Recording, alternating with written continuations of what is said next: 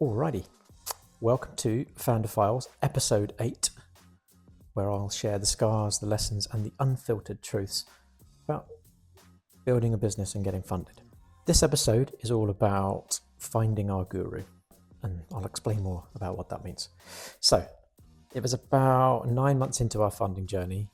We were getting a bit of interest, not necessarily the right progress I was looking for. We had some offers on the table, but not quite the right ones. I was getting a little bit disillusioned, I suppose.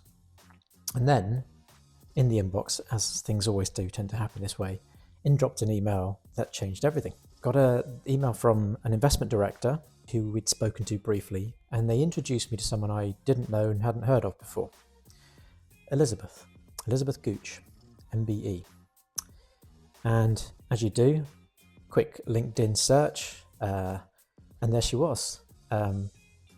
Pink hair, MBE, founder of her own SaaS company, listed on AIM, nearly ousted by her board, sold, exited.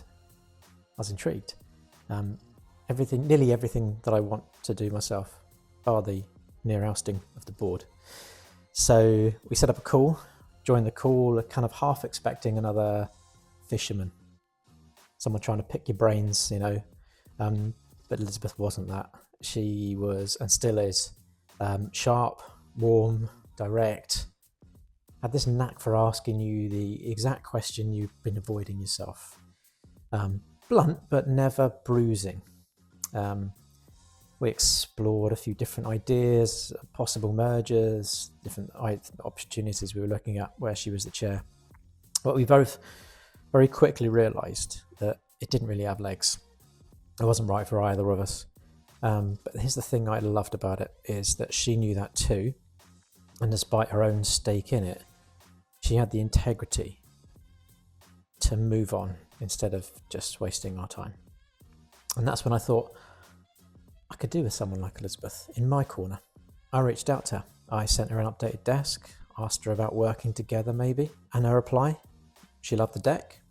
She thought the valuation was modest.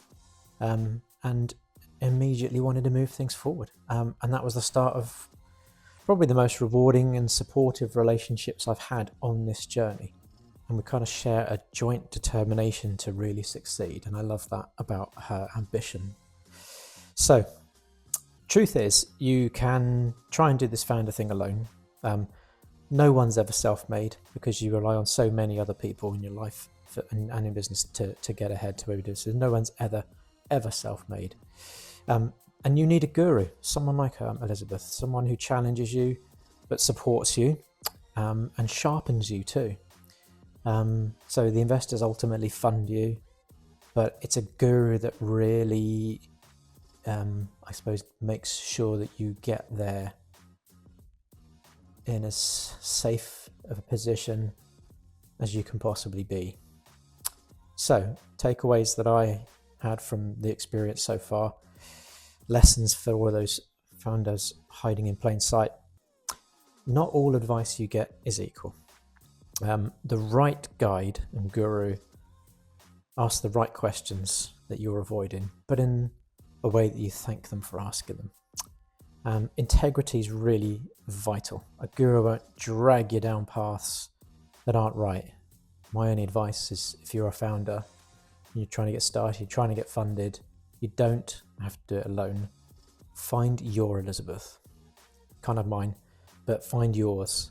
Someone who believes in you, in your idea, and what you're doing, and how you're doing it, but at the same time isn't afraid to challenge you on all those points.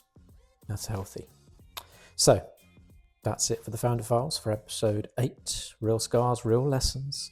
I'll see you in the next one.